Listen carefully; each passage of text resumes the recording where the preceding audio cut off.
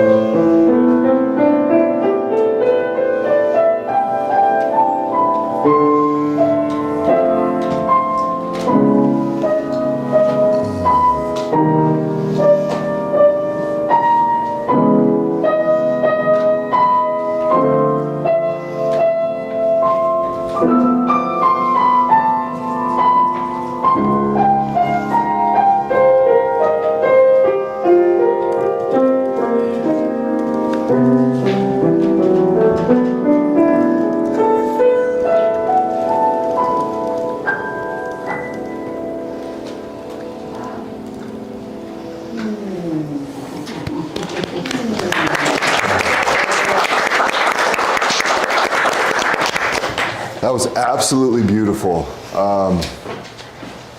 I could feel the pace, the rhythm, the cadence, how gentle, how expressive.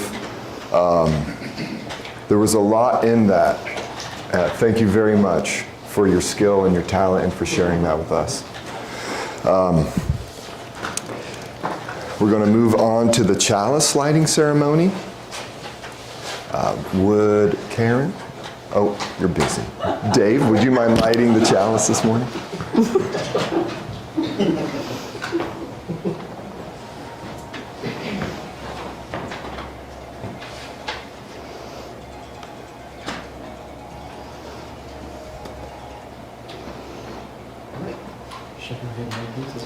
Go ahead. As we approach Christmas, we are focusing on quite a bit of very, very positive human experiences. When we talk about the journey of becoming, hope, joy, peace. Those are all very unique and delightful expressions of love to me. It shows us community, inclusion, sharing ourselves with others in a very welcoming and embracing way.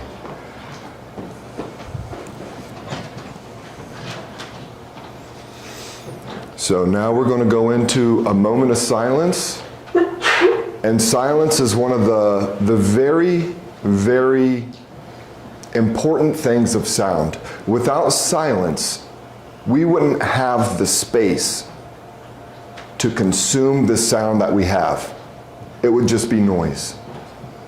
The difference between the sound that we experience in life and the noise that affects us in life is that we can add feelings, experiences, emotions to sound. That's why music is so impactful. That's why we have radio. That's why we have instruments. It's a very, very large part of our life as a species. Music's huge. So to appreciate that sound, you have to have the contrast of the silence. To be able to relax and let go and then let it hit you. So let's take a moment of just peace and relaxation.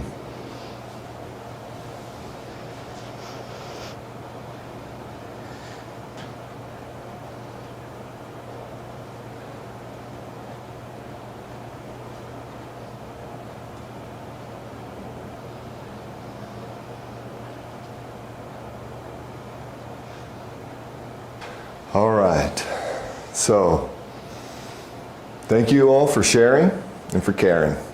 We are going to transition to a little bit more of a high energy environment. I'm going to put on a song and I'm going to ask you guys to stand up, feel the joy in the music, and allow yourself to sway if you want. During this process, we're going to go around and pick up the offering, but the goal is for you to feel the music within your body.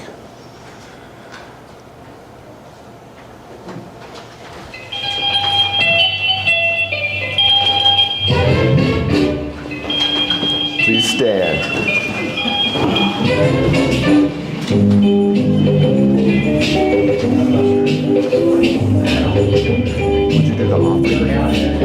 You ready to plate?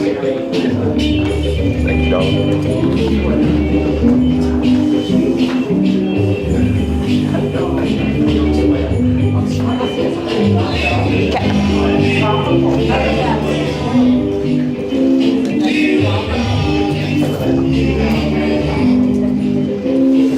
Can also help you warm up. Oh, okay, Pishka. Thank you, Karen. Thank you, Deb. Thank you, Matt. Thank you. Thank you, Steve. Thank you. All right.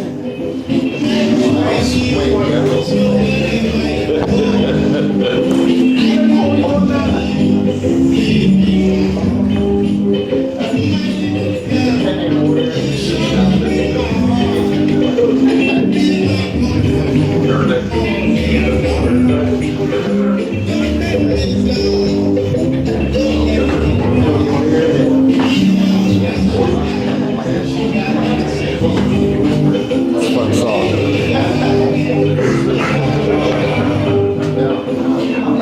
All right. Y'all can be seated, please. Thank you for indulging me with that. It was fun. So the topic today is sound. And my beautiful and wonderful wife, Jess, is going to be introducing sound throughout human history. Mm-hmm. You ready? Are we ready? We're doing this? All righty. Here is Jess. Excuse me. Hi. What? Hey.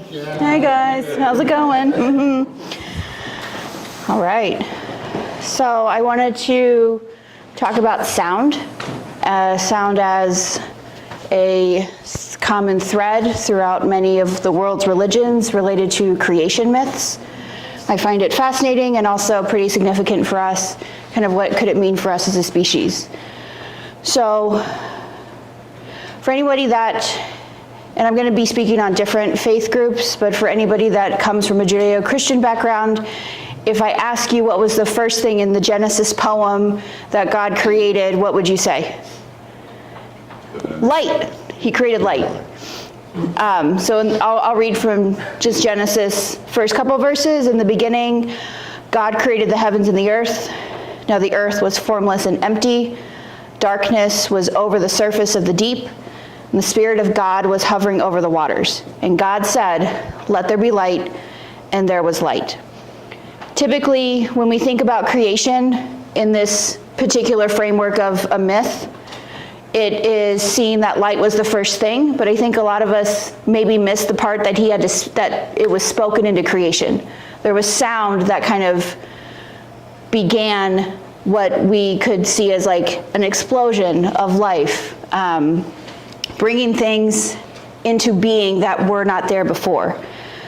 A fun example of this in another culture, the Aboriginal people of Australia, not currently, some researchers consider them to be the oldest living culture in human history. They have a really fascinating instrument called a didgeridoo. Does anybody know what a didgeridoo is? I actually got one for Christmas. My quirky husband took it upon himself to give me this monstrosity of an instrument that I don't know how to play, but it was so fun. It's a very fun gift. We tried it once and Teddy cried, so I think it's like just like a little too loud.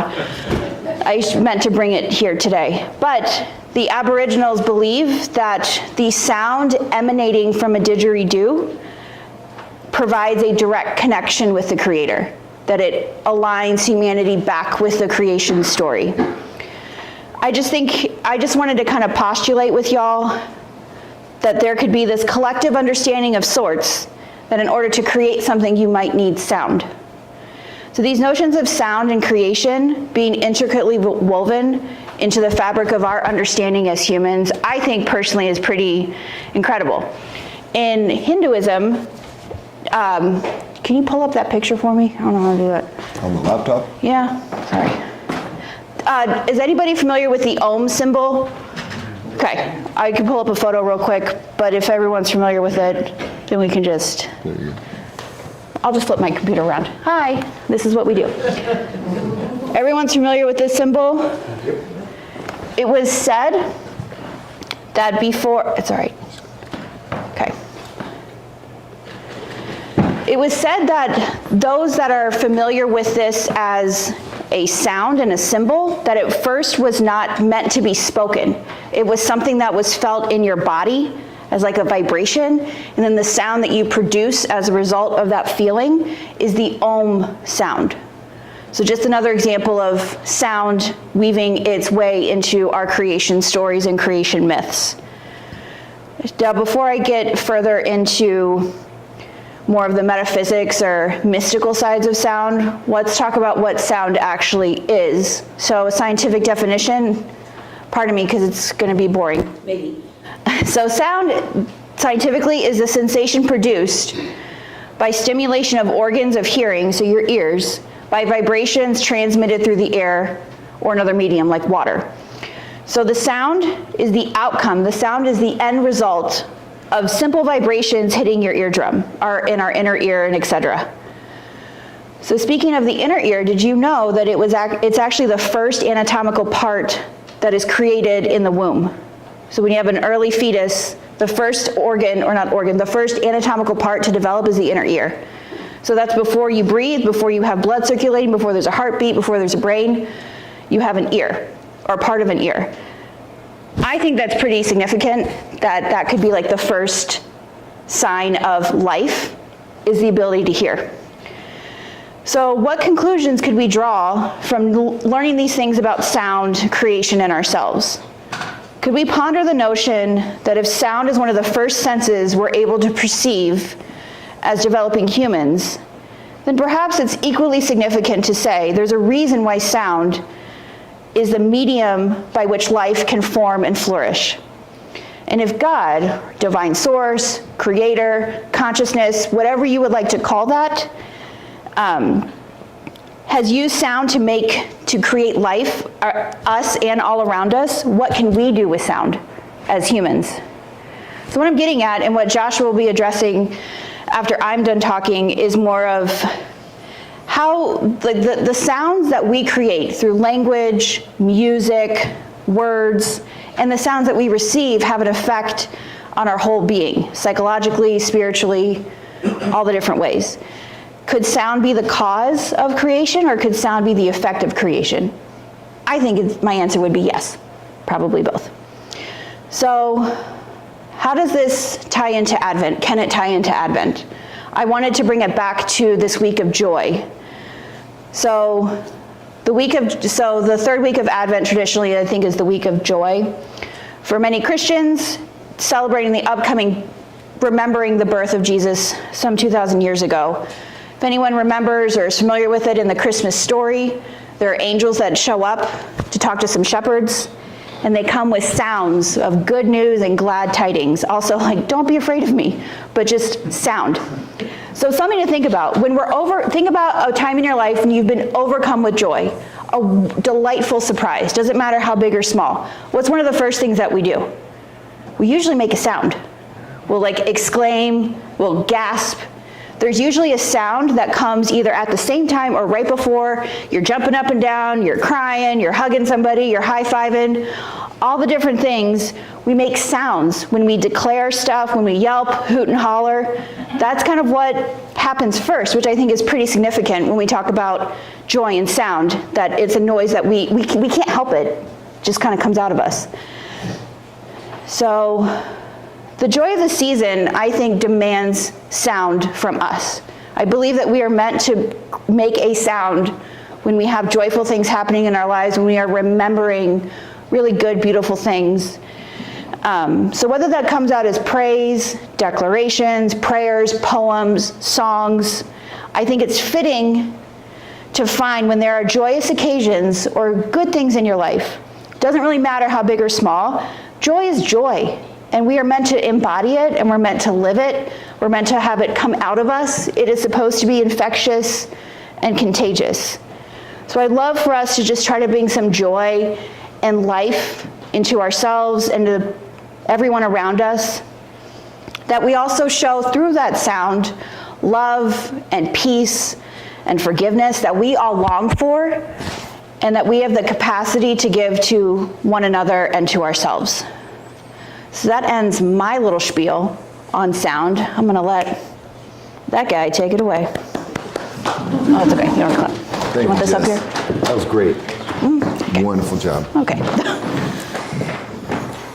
Thanks, babe.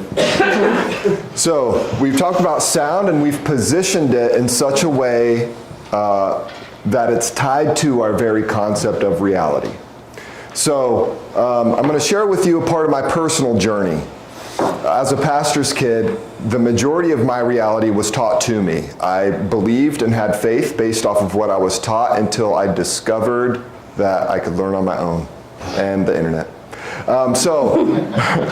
Philosophy. Philosophy was the biggest catalyst for personal change in my life. And the first book I bought was The Kabbalion by 3 initiates. It was written in Chicago by a guy with the last name Atkinson in the early 1900s. But it references like Egyptian concepts and stuff like that. And there are 7 principles that it talks about that really help me understand how and why we do what we do. So, I'm going to pop open that first one. The very first principle, if you don't mind me sharing this with you, is the principle of mentalism. All is mind, the universe is mental. So when I first read this, I was like, what is that talking about? And if you think about what's happening right now as I speak words and make noises, but you interpret it as thoughts and ideas, that is what it's describing. Try to stop associating thoughts with what I'm saying. and pretend it's just noise. I don't think you can do it. What we've associated with meaning with sound, when we hear something, we digest it. We consume that sound and we're like, oh, that means this, this, this, this, and this. We can't remove ourselves from that process. So when I read this first principle, the principle of mentalism, where all is in the mind, and I attach that to my own concept or my own understanding of how I work, I get the unique opportunity to play with the concept of digesting sound. So when I listen to music, like Ira was playing last night, amazing. I can let go, I can blank slate, let go of everything, and feel the joy that he's sending me. That is the message of his music. He is up there performing for our benefit in such a way that just makes us happy. And it was wonderful. And to be aware of that process, that I can respond as I digest that song. I can respond from the heart. I can let go of thoughts and feel very deeply the emotional context of that song through thought, through the mind. It connects. Music can connect the mind with the heart in a very radical way that can create change. So that when you hear something, my older brother lights fireworks every 4th of July. And he does it so that he can reprogram his brain so he doesn't hear mortars. That is what I'm talking about. When we play Christmas music and we hear those notes and how they line up and the thoughts that we attach to them and the feelings and the memories that bring it up, that is all happening within us as we respond to music. So what I would like to do this morning is a short meditation practice. We got half an hour. I'm going to make it pretty quick. But I would like to share with you how I focus on how I'm listening, what I'm experiencing when I'm listening, and the difference between hearing and listening and letting someone send you sound and not blocking it. So, what I would like is for everyone to get very comfortable and relaxed. It could be beneficial to have an erect spine, but it is most beneficial to be very, very comfortable. And we're going to start taking deep breaths together. And today's concept is joy. So what we're going to do is personally bring up a memory or a person or an event that gave you joy. It could be a hug from a person that you genuinely love. It could be a picture of someone that you really appreciate. You could be imagining that right now. It could be opening presents when you were a little kid. It could be that time someone gave you that compliment last week. Whatever it is, feel that joy. Lead yourself to feel that joy.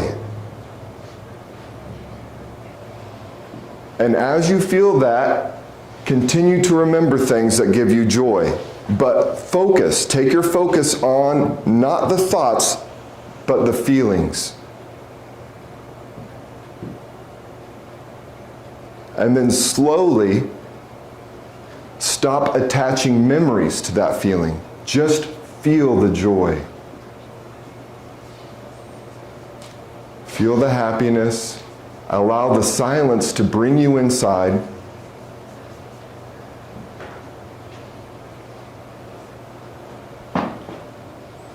And I am going to ring the singing bell. This is connected vibrationally to the heart.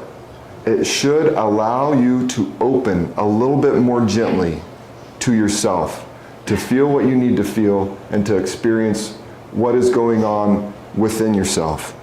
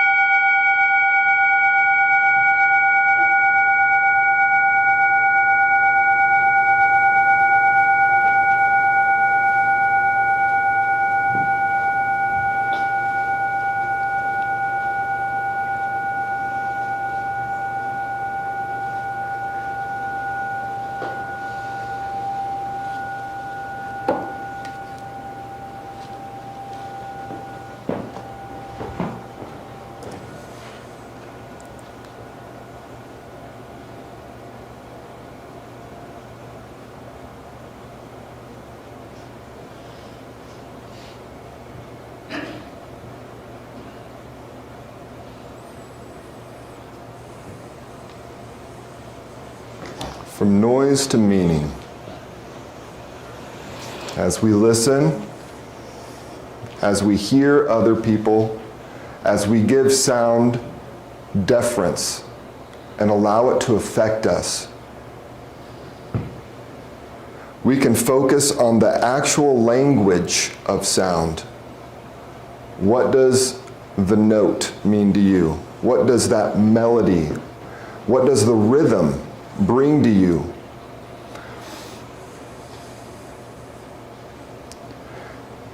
So in the Kabbalion, one of my formative philosophical journeys, they have those principles that help us understand reality. The second one is the principle of correspondence. And it's a term that is used often. You may have heard it you may have heard it before. As above, so below. So the principle of correspondence suggests a connection between the microcosm of individual experiences and the macrocosm of the universe. What's happening on the inside and what's happening on the outside influences each other. So, if you are in conversation with me, and I am in conversation with you, and I am intensely feeling joy, guess what's going to happen to you? Through that conversation, as a medium, you're going to feel it on whatever that subject is, on whatever that topic is, because I'm talking to you and I'm feeling joy. It's going to be expressed through that conversation. That's the law of correspondence. The third one is the law of vibration. And we talked about how sound is vibrating. We feel that vibration in our ears, and that's how we translate what's happening. Everything in existence vibrates. And sound is a tangible manifestation of this universal phenomenon.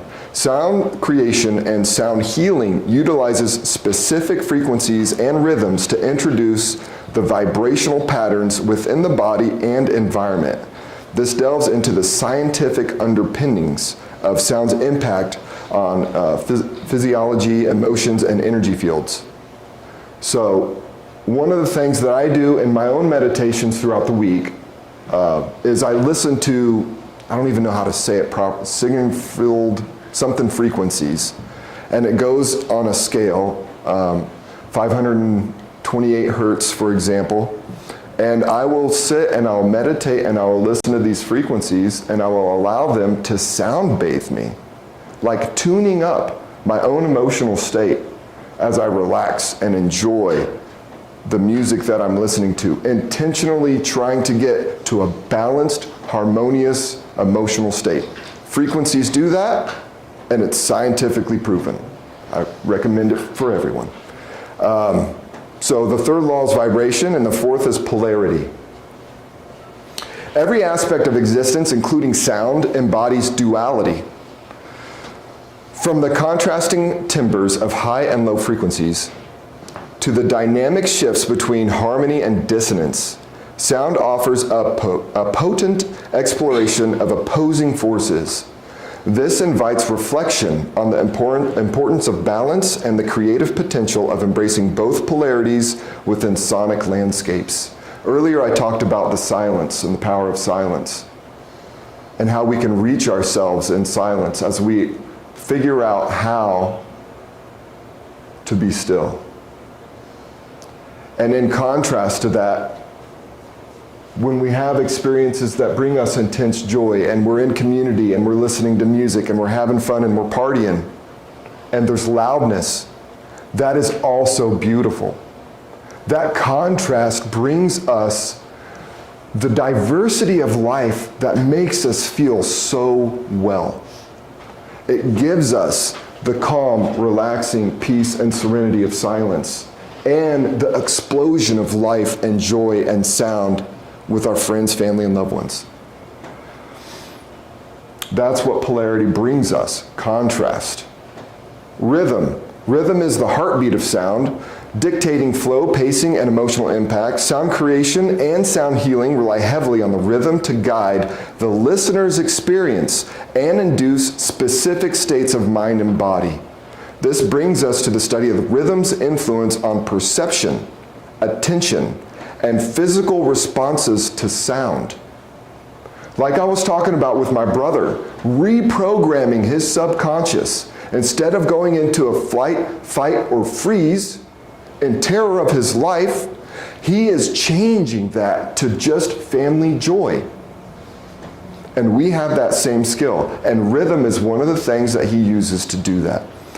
It is a dynamic way for us to speed up or slow down, to build momentum when we have the effort, or to pull the reins back when it's time to let the joints cool down. The sixth principle is cause and effect. Every sonic vibration leaves a ripple, impacting not only our ears, but also our emotions, our physical state, and the energy of the surrounding space. This principle emphasizes the responsibility of sound practitioners and encourages mindful intentionality in sound creation and healing practices. One of the interesting things I discovered on the internet a few years ago when I was researching sound and trying to be more intentional with what I was consuming was the fact that in Canada, they will use sonic instruments to disrupt cancer cells. We are using sound now to do non-invasive surgeries. So the science behind it's great and it's wonderful, but it's always been there. We have always had the ability to pray for someone. It is the exact same thing. When you pray for someone, you are having faith in their ability to heal, and their ability to grow, and their ability to change to adapt to their current environment. And then the last principle, that seventh principle, is gender. In the context of sound, gender transcends the biological sex. It becomes a spectrum of energy, encompassing qualities like softness, strength, fluidity, and structure. Sound creation and sound healing can explore these aspects through the use of specific instruments, timbres, and compositional techniques. Wow, that's a tongue twister. This opens the door to nuanced understanding of how sound interacts with different aspects of human experience and identity. How much of our identity is sound? Do y'all ever talk to yourself? When you do, is it words you use? Are those words based off sound? How much of our reality is built off sound that we replicate through our imagination, day to day? It's amazing when you start to think about it. We've got 20 minutes left. That's great. It's a very academic lecture at this point. Thank you for coming along with me. So, for the service. I love playing. Thank you. I love playing around. I love being in touch with the light-hearted inner child that I experience when I am at my peak joy, at my peak bliss. I feel that innocence and that freedom and that vulnerability, that safe expression of playfulness. And when you put that into sound, and you can give that to someone else, like yourself and this morning and that song, it was a gift. Thank you. And we do that for each other through music, and it's amazing and it's wonderful, and I want to learn how. Bought a guitar. Step 1, have a guitar. Step 2, make friends that play the guitar. But music isn't everything. Friendly conversation, picking up the phone and calling someone, being able to connect eye contact while you tell someone you appreciate them, giving an encouraging word, is using sound to put faith into the being of another person. So you can give someone joy from yourself to them just using words. And I am wrapped up at that, and we are really early. So what I'd like to do is bring Jess back up here as we have some fun topics that we've talked about today. And I would like to open the floor for any questions. Or thoughts. Or thoughts. Anyone have any questions? Nancy's got thoughts? something. Yeah. Can you say a little bit more about the sound that you use in meditation and different tones or different... Do you want to play a hertz or frequency? whatever? Yeah, let me pull it up. It just disconnected. So, I use Spotify because it's an app. I have no preference. I used to use Pandora. It doesn't matter to me. What matters is that I have access to music.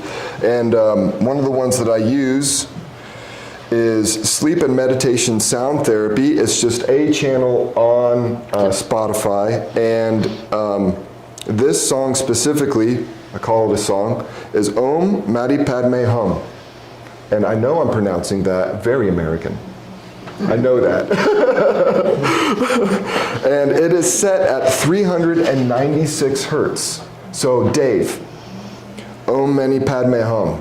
Could you give us the correct pronunciation of that? Are you familiar with that? Yeah, it's Tibetan.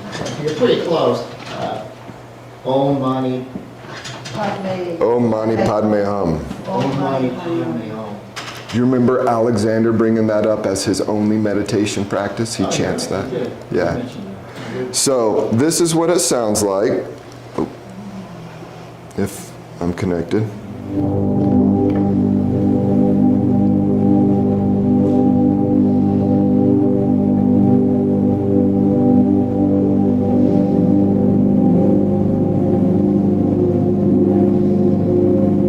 And if you take very deep breaths and allow your lungs to be very full, and then do full exhales and allow your lungs to be very empty, it's the same as having that silence and loudness, but for your lungs.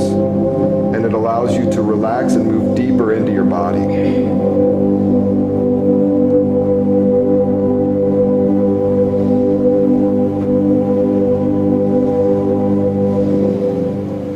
So I have those on, sometimes I'll do a 2-hour solid tone. Sometimes I'll do that, and they're in about 5 to 7 minute increments. So I will gently roll through different phases without having to open my eyes and touch my phone. And it is a wonderful experience. Very gentle path inward. Yeah. Any other comments or questions? Awesome. We are going to, I left my bulletin on the chair. I got it. I got it. Oh, thank you, darling. Better copy.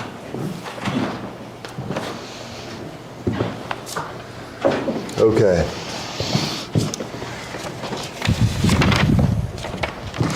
Closing. In conclusion, sound is cool. Make a joyful noise. Yeah. What we're going to transition to next through our closing and benediction is going to be I Wonder as I Wonder, arranged by John Jacob Niles and performed by our very own Nick Foster. And before I sing this, I just wanted to say this is a Christian carol, but I wanted to perform this because I'm kind of sick of the normal Christmas music, so this is something that's a little bit off the beaten path, so it would be Cool.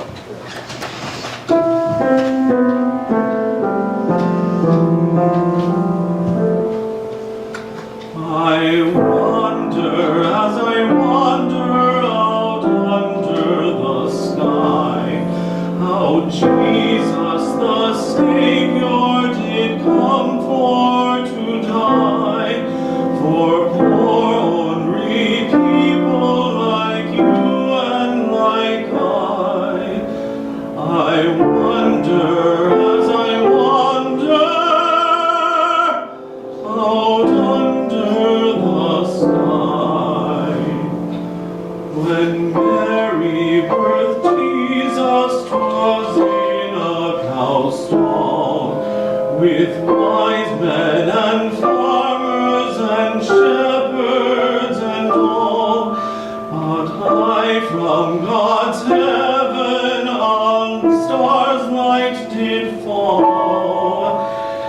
the promise of ages,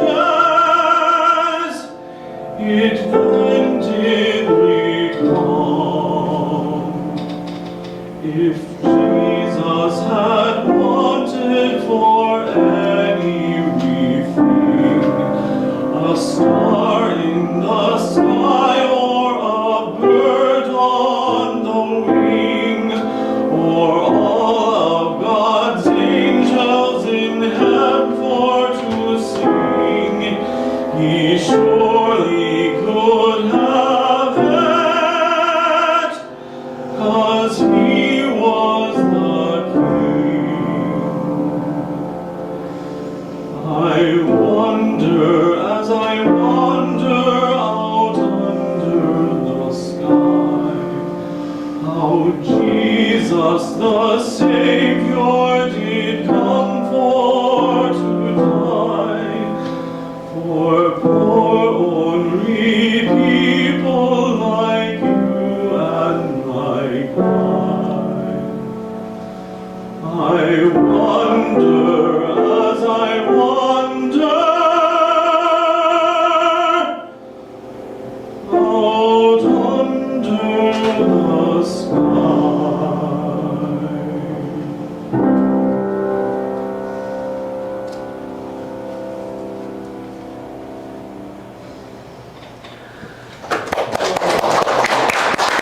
Wow.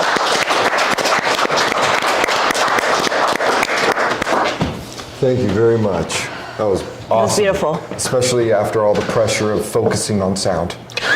Thank you. Thank you so much. That was awesome. Hope it was enjoyable. Is everybody ready to be loud? And it's okay if it feels weird. Just let it feel weird. It's all right. Just let it feel weird. We're all here. It's all right.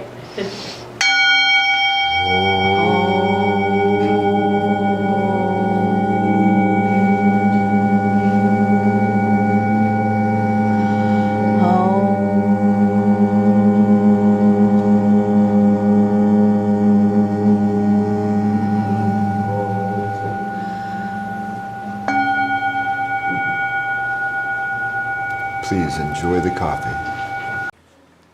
We want to thank everybody for tuning in today. If you'd like to show your support, please hit the like button, subscribe to our channel if you're not already subscribed, and help us out by sharing this message by clicking the share button.